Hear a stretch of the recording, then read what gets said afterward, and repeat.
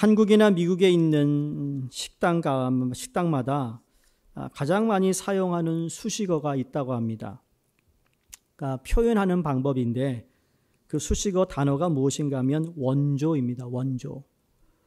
얼마나 많은 식당들이 원조라는 단어를 붙여서 사용하는지 모릅니다. 근래 한국을 다녀오신 분이나 오랜만에 정말 한국을 다녀오신 분 보면 좋은 멋있는 화려한 식당도 있지만 진짜 원조 식당은요 그렇게 화려하지 않아요. 그렇죠?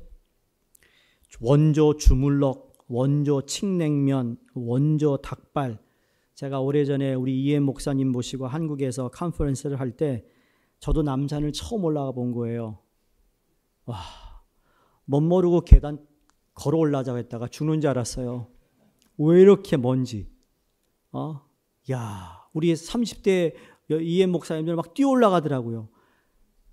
나도 왕년에 축구했고 나 육상부에서 저도 올라가다가 큰일 날 뻔했거든요. 근데 남산의 원조가 뭐죠? 유명한 게 남산 올라가면 뭐가 있죠? 돈가스. 돈가스 집이 쫙 다 거긴 다 돈가스예요. 그 골목은. 근데 그 돈가스인데 거기에 남산의 원조라고 합니다.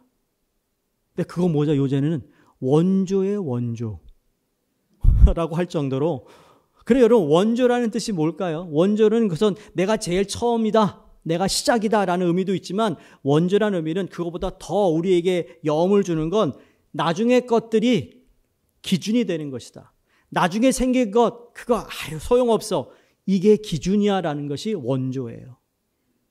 제가 일부에서도 그런 얘기들 제가 국수를 좋아하니까 넷플릭스에 어디선가 제가 어디서 봤어요. 우리 한국의 냉면에 대한 역사의 내용이었어요. 근데 여러분 냉면 그러면 어디 거죠? 냉면이? 평양. 예. 그러니까 평양 냉면은 여러분 심플하잖아요. 그렇죠? 근데 남쪽으로 내려오면서 지역으로 이 피난민들이 사시면서 거기에서 그 지역의 냉면을 고향 생각하고 냉면을 만들다 보니까 그 지역의 그 맛을 창출하다 보니까 냉면 맛이 다 달라진 건데 원래 냉면의 원조는 어디예요? 어디라고요? 거기서 시작이라는 얘기죠. 지금도 지난번에 우리 교회에 부흥에 오셨던 성락교회 지영원 목사님이 평양 분이세요. 근데 그분도 그렇더라고요. 자기는 평양에 산 적이 없대요. 근데 부모가 평양이니까 평양 사람이래요. 입맛이 평양 사람이라 가지고 늘 가면 평양냉면, 황 목사 평양냉면 한번 먹어봐야 돼. 아직도 안 사주셨어요. 근데 제가 들은 이야기 평양냉면 맛이 진짜 이건 호불호가 갈린다는 거잖아요. 그러니까 더 궁금한 건 먹고 싶은 거예요. 근데 뉴욕에 평양냉면 하는 데가 없네. 다 그냥 새콤한 맛을 내는 것이. 근데 어쨌든 원조라는 건 거기서 시작인데 모든 건 다 이것에 기준하고 있다. 자, 성경에서 인류의 조상 세 사람이 나옵니다. 첫 번째는 인류의 최초의 조상인 아담이 있어요.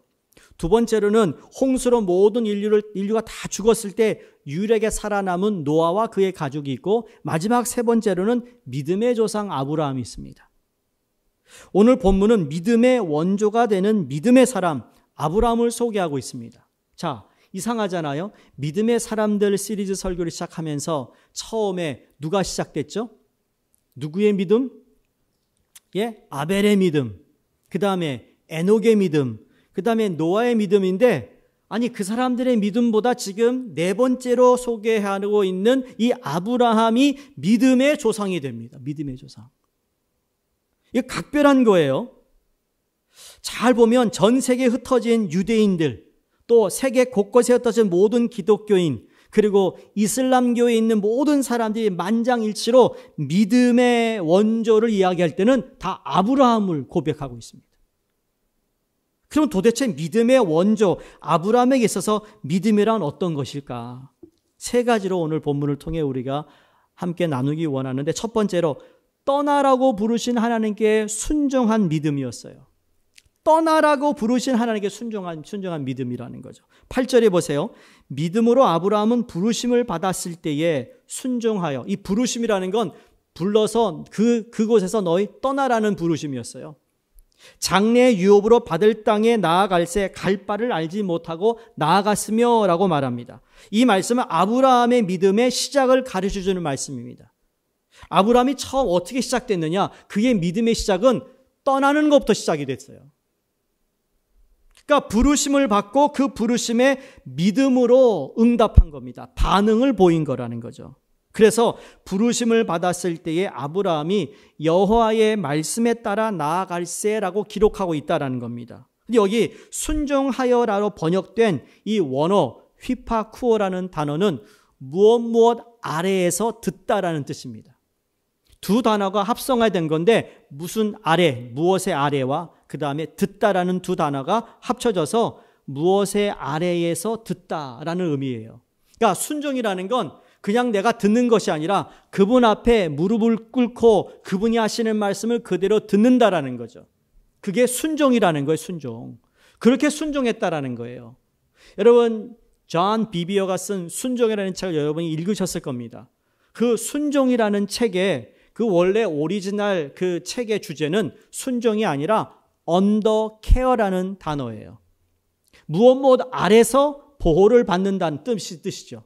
우리가 하나님께 순종한다는 의미는 내가 순종할 때 하나님이 나를 보장해 주시는 거. 어떤 보장이죠? 내가 너를 지킨다는 보장이에요.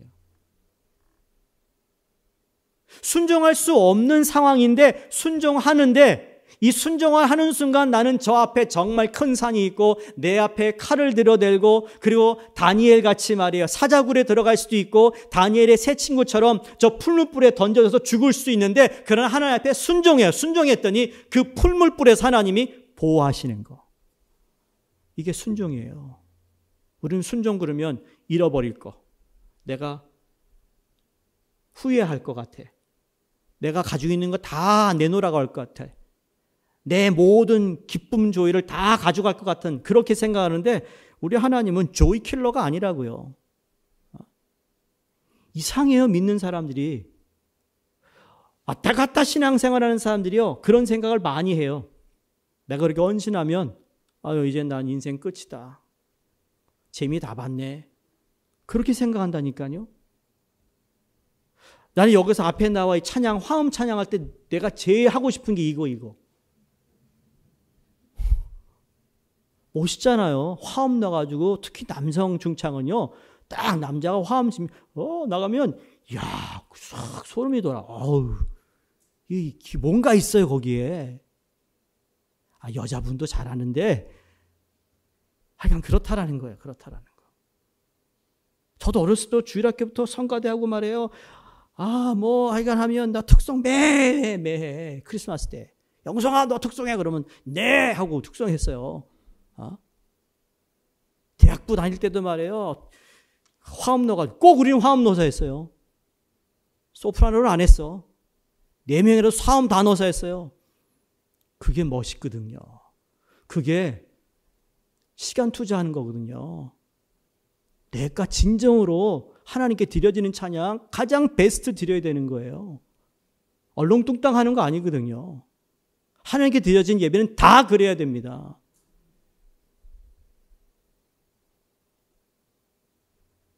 하나님의 보험을 받는다. 이게 순종의 참된 의미예요. 아버지의 주권, 자신의 주권. 그러니까 아브라함의 아버지가 살아계셨는데 그분의 주권이나 내 주권이 아니라 하나님의 주권을 인정했다라는 거죠. 길을 물어볼 때 우리 하나님께서 내가 함께 갈 거야. 이것을 내가 전적으로 신뢰하고 믿었다라는 거예요. 다시 말해 부르심을 받았을 때 아브라함은 동시에 즉각적으로 순종했다라는 것이 바로 믿음의 조상이 될 수 있었던 유일한 다른 그 누가 갖지 못한 것을 아브라함이 가지고 있었어요. 그래서 아브라함이 믿음의 원조, 믿음의 선배, 믿음의 조상이 될 수 있었던 것이라는 겁니다. 기억하세요. 창세기 22장에 보시면 하나님이 아브라함에게 백세해 주신 아들 이삭을 모리아산의 번제로 드리라고 그랬습니다. 그런데 창세기 22장 3절에 그 이야기를 듣자마자 이렇게 성경이 기록합니다. 아브라함이 아침에 일찍 일어나 나귀의 안장을 지우고 두 종과 그의 아들 이삭을 데리고 번제에 쓸 나무를 쪼개어 가지고 떠나 하나님이 자기에게 일러주신 곳으로 가더니, 보세요. 하나님의 말씀이 떨어지자마자 주저하지 않고 아침 일찍 떠난 아브라함의 믿음을 볼 수 있었다라는 겁니다. 여러분, 순종은요, 하나님이 주신 말씀에 그 자리에서 즉각 그 순종할 때, 명령을 내가 지금 따를 때, 그때 순종해, 그때 하나님을 경험하는 거예요. 마음은 100번, 1000번 그래야지. 한 번도 따르지 않으면 여러분 순종한 게 아니라고요. 순종을 안 하니까 하나님을 경험 못하는 거예요. 경험이 없으니까 다 그냥 체험이 없는 거죠. 그런가 보네. 그런가? 여러분, 나의 하나님 내가 알아야 되지 않아요? 여러분, 내가 믿는 하나님은 이런 하나님이라고 말해야 되지 않나요?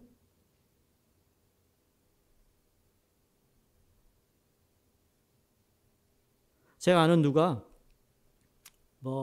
그분 전화를 나올 때마다 바꾸더라고요. 그러면서 이번에 나온 갤럭시가, 이번에 나온 게 AI가 이게 들어가 있는 거래. 칩이 AI가 들어가가지고요. 이제는 황 목사 통역할 필요가 없어. 이게 말이야. 그래가지고 선교지를 가져갔대요. 가져갔는데 삼성이 안 좋아할 것 같은데 제대로 안 된다는 거예요. 안 된다. 되긴 되는데 한국말을 할 때 영어로 쓰면 얘가 못 알아듣는데요. 독일에 가서 버거킹을 갔어요. 버거킹. 그러면 아주 자랑을 하더라고요. 그 젊은 목사님 이거 가지고 제가 다 주문하겠습니다. 그거 갔다 와봐. 그래서 한국말로 햄버거 2개 그랬더니 햄버거를 못 알아듣는 거예요. 한국말로 햄버거가 뭐예요? 한국말로 한국식으로 하니까. 그러니까는 2개는 알아듣는데 햄버거를 못 알아듣는 거예요.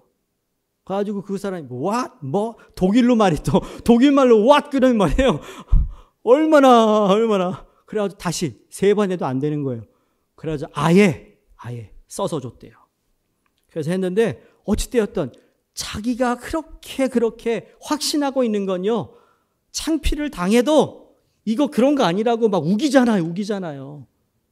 우리 하나님을 믿는다는 것, 내가 체험한 하나님, 나의 하나님 이런 하나님이라고 여러분 우길 정도로 내가 아는 하나님이 이런 하나님이라고 고백할 수 있어야 되지 않겠어요? 그걸 얘기하는 거예요.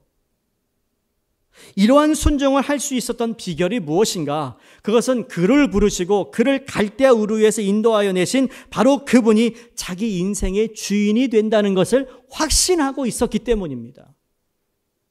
여러분, 창세기에서 아브라함이 본래 갈대아 우르 사람이라고 그랬어요. 그런데 여호수아 24장 2절에 이렇게 고백합니다.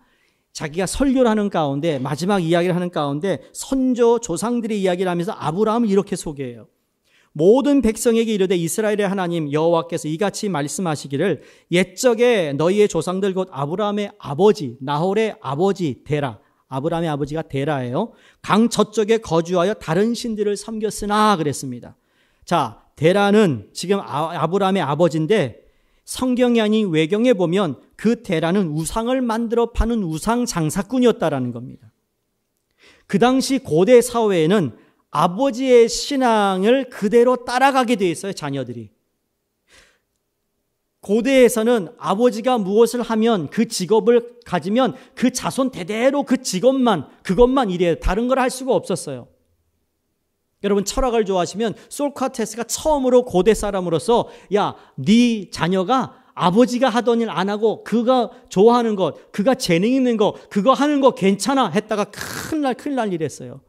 그걸 다 사람들이 두려워했다고. 그렇지 못한 사회였다고요. 지금도 불교 집안에서 태어난 사람은 자연스럽게 불교인이 됩니다. 유대교 집안에 태어난 사람은 유대교인이 됩니다.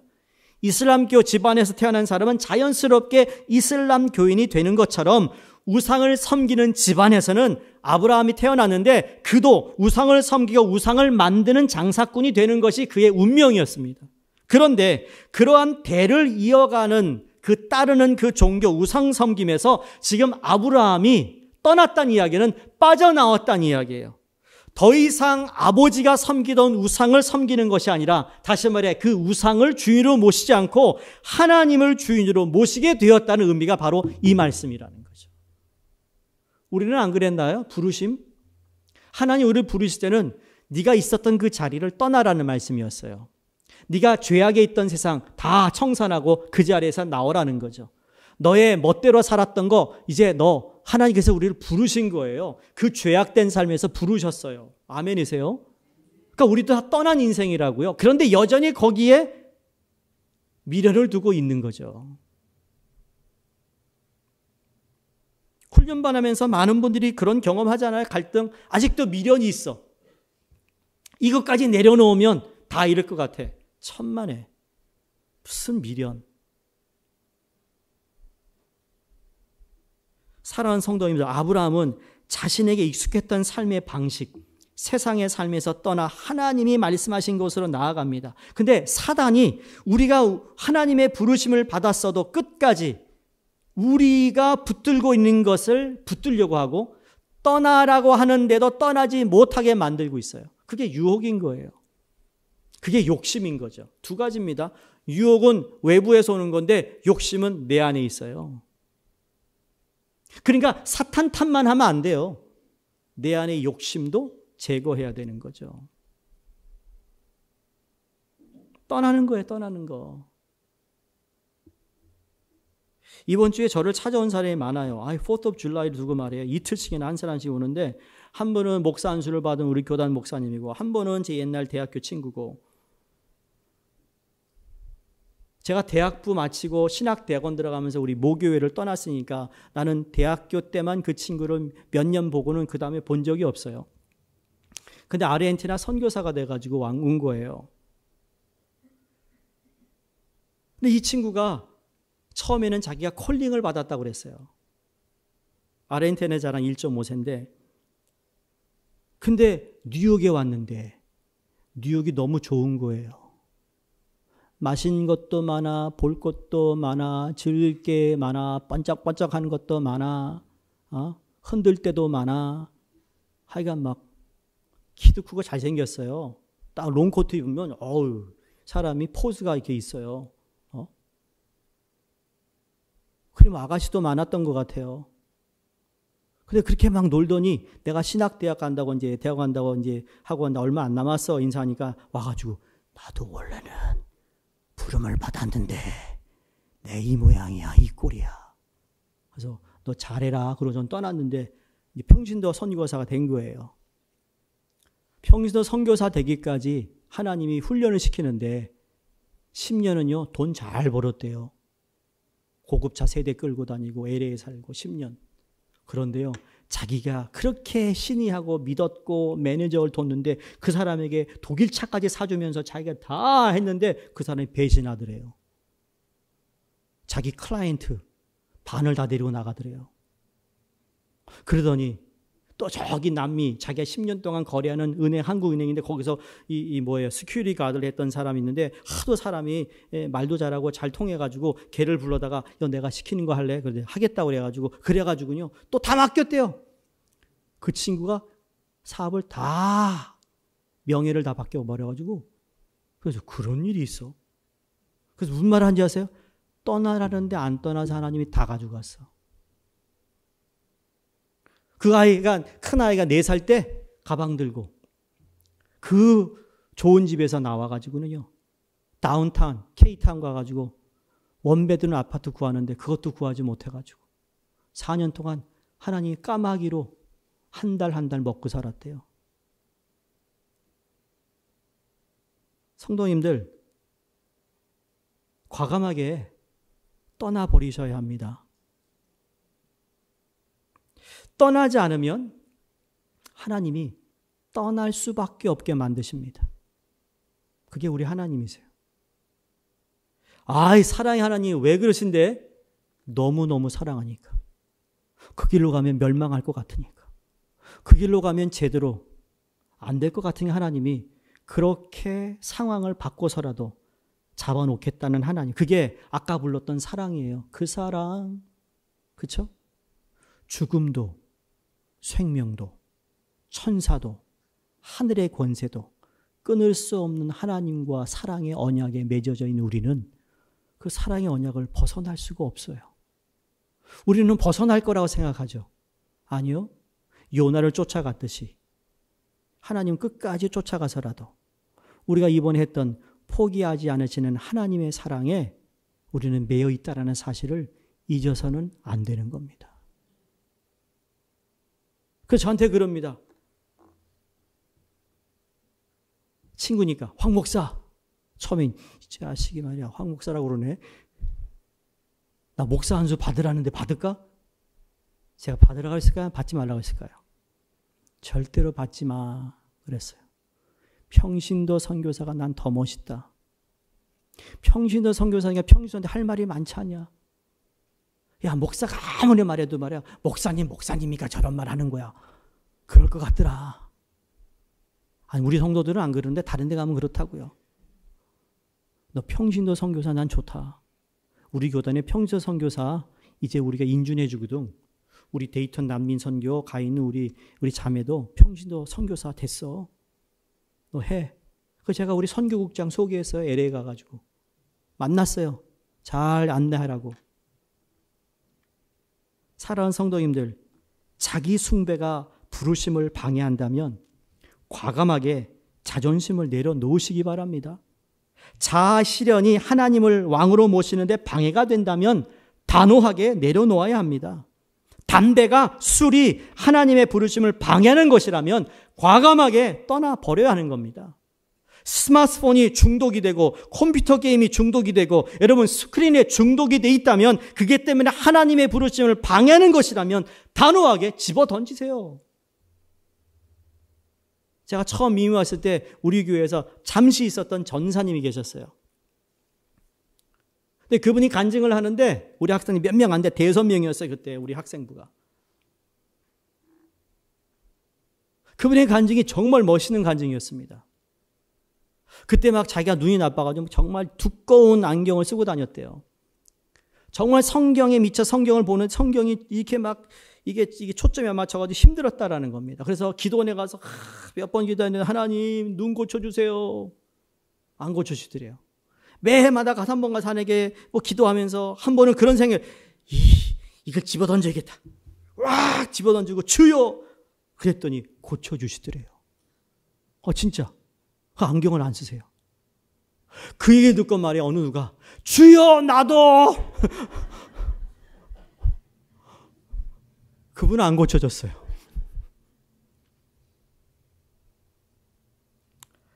그러한 단호함이 있어야 된다는 거죠.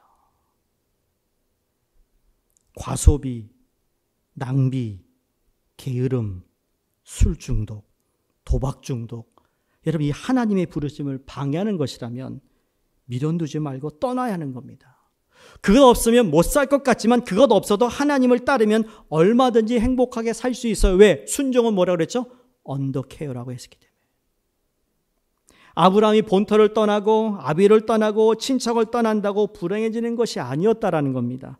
하나님의 사람은 보통 사람들이 머뭇거리고 우물쭈물하고 주저하고 있을 때 결단을 내리고 한 발 앞서가고 용기 있게 일어서서 떠나는 사람들이 하나님의 사람인 줄로 믿습니다. 예수님이 고기를 잡고 있던 베드로에게 가서 나를 따르라 하시니까 그들이 즉시 그물을 버려두고 예수님을 따랐다고 말씀합니다. 버려야 할 것을 버리는 것, 이건 새로운 삶의 출발인 겁니다. 오늘도 우리는 새롭게 출발할 수 있는 기회가 주어졌어요. 왜? 지금 내가 아직도 버리지 못한 것을 버렸다면 하나님은 그 버림을 통해 새로운 출발에 함께 하심을 약속하고 있다라는 겁니다. 보세요. 요셉이 종으로 팔려갔잖아요. 얼마나 외롭고 고달픈 삶을 살았습니까? 그때 여주인이 하룻밤 같이 자자고 유혹합니다. 이때 요셉이 단호하게 거절하지 않습니까? 우물쭈물하지 않았습니다. 아닌 것은 아니라고 단호해 버리는 겁니다. 이게 내 마음에 확정이 져야 됩니다.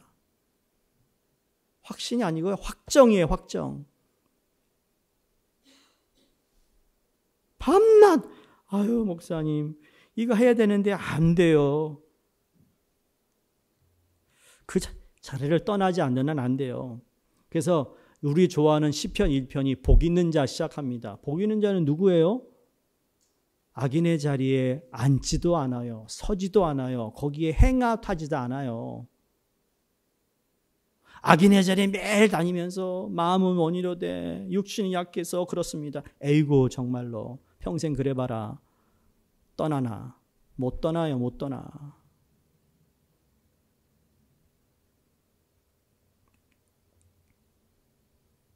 구약 성경에 엘리사 선지자가 선지자 되기 전에 밭을 갈며 농사를 짓고 있었는데 엘리야가 옵니다. 엘리야가 나를 따르라. 내가 너 내 수제자가 될 것이다. 이때 어떻게 합니까? 아무 소리 하지 않습니다. 집으로 가서 쟁기를 부숩니다. 소를 잡아가지고 동네 사람들과 모아 잔치를 베푸고 엘리야를 따라 나서고 끝까지 엘리야를 따라갑니다. 그런데 여러분 구약의 롯의 부인은 어떻습니까? 떠나지 못해 구름 기둥, 소금 기둥이 되어버립니다. 초대교회 떠나지 못해 아나니와 삽비라는 그 자리에서 직사에 죽습니다. 신앙의 역사는요, 떠남이고 분리의 역사예요. 우리 분리는 다른 게 아니에요. 거룩함이에요. 거룩함. 부르심의 거룩한 삶을 사는 것이죠. 떠나야 되는 거예요. 그 악한 내 영적인 삶에 하나도 도움이 되지 않는 것은 떠나는 거예요. 오늘날 우리는 죄악된 이 세상에서 분리되어 의와 거룩을 쫓는 순례길을 살아가는 사람들입니다. 어차피 떠날 것이라면 과감하게 떠나버리시기를 주의 이름으로 축원합니다. 두 번째, 아브라함의 믿음은 이 땅을 나그네로 사는 믿음이었습니다. 옛날에 그런 가요 있잖아요. 인생은 뭐라고요? 나그네 길. 9절에 믿음으로 그가 이방의 땅에 있는 것 같이 약속의 땅에 거류하여 동일한 약속을 유업으로 함께 받은 이삭 및 야곱과 더불어 장막에 거였으니, 제가 새 번역 성경으로 읽어드릴게요. 좀 더 쉽게 여러분이 이해할 수 있습니다. 보세요. 믿음으로 그는 약속하신 땅에서 타국에 몸붙여 사는 나그네처럼 거류하였으며 같은 약속을 함께 물려받을 이삭과 야곱과 함께 장막에서 살았습니다. 9절에서 강조하는 것은 그냥 거류하였다라는 겁니다. 타국에 몸붙여 사는 나그네처럼. 이런 뉴욕에 지금 몸붙여 사는 사람 많잖아요. 우리 굳은 일을 하는 이 남미에서 올라온 사람들, 여러분 그 사람들이 어떻게 사는 이야기 들어보셨잖아요. 방 하나에 막 10명이 들어가 잡니다. 그 뭐예요? 몸 붙이는 거예요. 그냥 한숨밤 자고 잠만 자고 나와서 일하고 돈 벌고 잠만 자는 거예요. 겨우 밥 먹고. 그게 무슨 삶이 그런 것, 이게 그렇게 표현하고서 몸 붙여 사는 거예요. 나그네처럼. 약속의 땅에 갔지만 아브라함이 이방의 땅에 있는 것 같이 살았다라는 겁니다. 이사갈 준비를 하면서 순례자로 살았다는 이야기죠. 그 땅이 전부인 줄 알고 그 땅에 뿌리를 내려서 집착하거나 연연하며 살지 않았다는 이야기예요. 아브라함이 아내 사라가 죽을 때 사라의 매장지가 여러분이 읽을 막벨라 굴이라는 겁니다. 막벨라 굴. 여기는 헷 족속에 가지고 있는데 그들이 뭐라고 그러냐면 나는 당신들 중에 나그네여 거류하는 자다라고 아브라함이 고백합니다. 나는 나그네고 잠시 머물러 있는 사람입니다. 근데 그 땅은 하나님이 아브라함이 주신 땅이에요. 맞아요. 근데 아브라함은 자기를 그렇게 소개합니다. 이게 아브라함의 정체성이었어요. 이 정체성은 사도 바울을 통해서 우리가 알지 않습니까? 사도 바울은 서신서를 쓸 때마다 나 바울은 그리스도의 종으로 사도된 바 너희에게 평안을 전하노라. 여기에 그의 정체성이 다 있어요. 나는 종이라는 것, 나는 부름받아 하나님의 사도가 되었다라는 것. 여러분 정체성이 뭡니까? 누굽니까? 부모님이 지어준 이름 말고 우리가 거듭나서 새 인생을 산다면, 보세요. 노아가 왜 중요하죠? 인류가 다 멸망했을 때 하나님이 살려놓은 사람이에요. 우리는 이미 다 죽었는데 예수 그리스도로 다시 살아났어요. 그러니까 우리 정체성은 다시 살아난 그 시점부터 우리 정체성을 알아야 된다는 거죠. 근데 자꾸 우리는 그 전으로 갑니다. 이게 옛 옷을 자꾸 입으려는 거예요. 먹었던 것을 토해냈는데 다시 먹는, 그게 무엇 같은 인생인 거죠. 멍멍이 인생인 거예요. 그게 세상 말로 얘기하면 정체성이에요. 정체성. 가나안으로 이주하여 새로운 삶을 시작한 아브라함. 땅을 소유할 수 없는 이방 나그네의 신분이었어요. 그렇다고 아브라함이 비굴하거나 비참하게 살지 않았어요, 여러분. 그렇게 살았던 아브라함의 하나님은요, 더 큰 축복을 주세요. 더 큰 복을 주세요. 그래가지고 그 헷 족속이 나중에 블레셋이 나중에 그 사람들이요, 야, 너의 힘이 너무 커진다. 그 종들이 싸우잖아요. 쫓아내잖아요. 그걸 하나님이 하신 걸 아브라함은 분명히 알고 있겠죠. 저는 여러분이 하나님이 나를 돕고 있구나, 하나님이 하시는구나, 그걸 느낄 수 있기를 주의 이름으로 축원드립니다. 내 수준의 믿음 좀 벗어나시라고요. 내가 아는 그 수준에, 내가 늘 그러죠. 매일 내 눈높이에만 봐, 하나님을. 내 눈높이에. 조금 어려움 있으면 그냥 봐요, 그냥. 아유, 짜증 안 나요, 여러분? 여러분 자신에게? 그러는 내 자신이? 또 배우자가 그거 보면 말이죠. 어허, 믿음을 좀 가져. 이래야지. 같이 그냥. 그러게 말이야. 아유, 정말 답답해 죽겠네. 왜 그런데요? 왜 그런디? 어?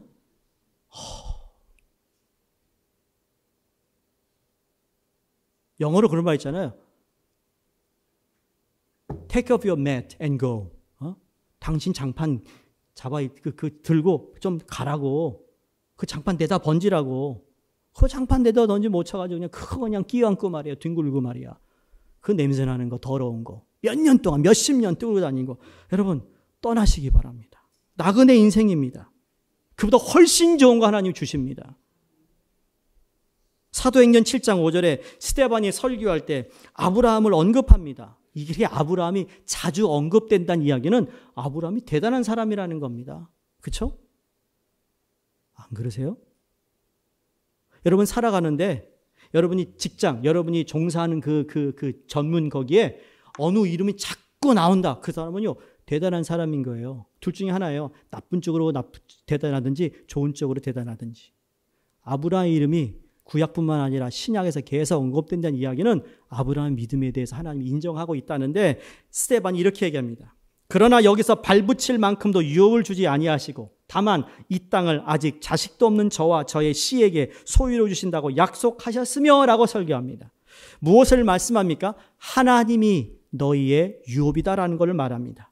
인생살이 생사화복의 주관자는 하나님이시고 약속을 주시는 분도 하나님이시고 그 약속을 성취하시는 분도 하나님이시니 오직 하나님만 의지하고 이 땅에서 나그네로 살라입니다. 수많은 가축을 소유하고 부자로 살았지만 하나님이 그 많은 축복을 주셨지만 아브라함은 가나안 땅의 한 조각의 땅덩어리도 소유하지 않았어요. 그래서 오늘 13절 14절에 이 사람들은 다 믿음을 따라 죽었으며, 전 이게 너무 멋있어요. 믿음을 따라 죽었어요. 여러분 그냥 죽지 마세요. 믿음을 따라 죽으세요. 죽을 바에는. 믿음을 따라 죽었으며 약속을 받지 못하였을 때 그것들을 멀리서 보고 환영하며, 멀리서 어디서요? 하늘나라에서 자기 자녀들이 그 약속을 받는 걸 보면서 흐뭇해하고 있습니다. 우리 자녀가 지금은 그렇다 할지라도 나중에 하나님이 그들을 통하여 신앙을 회복하고 말씀으로 살고 믿음으로 사는 그들의 모습을 기대하며, 너 지금 하나님 안 믿으면 안 돼. 내 지붕 안에 살면서 내 말 안 들으면 너 끝. 이렇게 단호하게 말을 할 정도로 여러분이 자녀들에게 신앙교육을 시켜야 되는데, 그래 말이야. 피곤하지? 그래 가지 마. 아버지 참. 그래야 나중에 흐뭇해하는 모습. 내가 그때 그렇게 하길 잘했다. 하나님 고맙습니다. 하나님 은혜입니다. 라고 고백하잖아요. 또 땅에서는 외국인과 나그네임을 증언하였으니 그들이 이같이 말하는 것은 자기들이 본향을 찾는 자임을 나타냅니다. 자, 세 번째. 그 아브라함의 믿음의 세 번째 뭐예요? 그게 바로 영원한 천국을 바라보고 사는 믿음이었어요. 오늘 성경의 본향, 자기 땅에서 나그네로 산 이유가 무엇입니까? 10절에 이는 그가 하나님이 계획하시고 지으실 터가 있는 성을 바랐습니다. 여기 영어 성경에 the 성을 city라고 하지 않고 the city 그랬습니다. the city. 앞에 아랫글이 붙으면 그건 그냥 도시가 아니라 도시 중의 도시예요. 네. 하나밖에 없는 성이라는 겁니다. 특별한 성이라는 거예요. 그런 성을 바라보았기 때문에 아브라함이 그런 인생을 살 수 있었다. 할렐루야. 여러분, 나그네 인생 아무나 사는 거 아닙니다. 그렇게 사세요 사는 게 아니에요. 하늘나라에 대한 소망과 본향이 있다는 것을 믿을 때 나는 나그네처럼 살 수 있어, 이 땅에서. 근데 그게 안 보이면 나그네처럼 못 살아요. 아직도 못 떠나고 아직도 내가 미련을 두고 있는 것이라면 여러분, 그 미련을 가지고 그 성을 바라보기 어려운 거죠. 그 성은 천국을 말합니다. 성 어거스틴이 이 말씀을 읽고 묵상하다가 영감을 받아 쓴 책 한 권이 하나님의 도성이라는 책이에요. It's the City of God. 근데 이 묵상하면서 감동을 받아 쓴 책이요, 이렇게 두꺼워요. 그 책을 읽으면 정말 천국에 대한 소망을 갖게 돼요. 야, The City of God, City on the Hill. 얼마나 멋있어요. 이곳에서 아무리 대궐 같은 집을 살아도 하나님의 저 성 비교할 수 없다라는 거예요. 그러니 천국의 소망이 내 마음에 확실한 사람은 이 땅에서의 안락한 삶에 너무 지나치게 집착하거나 매여 있지 않습니다. 아브라함은 영원한 도성을 바라보는 그 믿음으로 이 땅에서 모든 고난, 불편함, 그 모든 걸 극복하고 승리로운 신앙의 삶을 살아갈 수 있었던 이유는 이 땅의 삶이 잠시 지나가는 나그네의 인생이었다. 그리고 저 천국을 바라보는 믿음을 가졌다라는 거예요. 여러분, 아브라함이 진짜 가나안 땅에 들어가서 편안하게 집 짓고 살았나요? 아니요. 그는 한 번도 경험하지 못했어요. 그러나 그럼에도 불구하고 하나님 말씀을 믿고 바라보았어요. 이삭이 그렇게 살았나요? 아니요. 야곱이 그렇게 살았나요? 아니요. 요셉이 그렇게 살았나요? 아니에요. 그 다음 세대들이 여호수아를 통해 들어가서 그때부터 그 땅에 들어가 살기 시작한 거예요. 1세대 못하면 2세대도 안 될 수 있어요. 그러나 그 신앙을 전수받은 그 가문은 언젠가 약속하신 것을 우리가 맛보며 이미 하늘나라 간 그 부모들은 하늘나라에서 흐뭇해하며 하나님께 영광의 예배를 드리게 되지 않을까라는 거죠. 유대인 랍비 가운데 큰 영향을 끼친 랍비가 호펫 카이멘이라는 분입니다. 이분은 학문도 위대했지만 그분의 경건과 검소함에 많은 사람들에게 존경을 받았던 랍비라고 합니다. 한 번은 기자가 호펫의 집을 방문했는데 그 집에 딱 들어서는 순간 그 집에는 책들과 책상 하나만 달랑 있더래요. 그 기자가 이 랍비에게 이렇게 질문합니다. 이 집에 가구들은 어디 있습니까? 근데 랍비가 그 질문에 대답을 하는 것이 아니라 오히려 그 기자에게 반문합니다. 기자 선생님, 당신의 가구는 어디 있습니까? 무슨 말씀이세요? 전 지금 선생님 댁에 지금 방문객으로 왔는데. 그때 랍비가 또 이렇게 말합니다. 저도 손님인데요. 저도 이곳의 방문객이에요. 우리 모두는 지나가는 방문객이지 않습니까?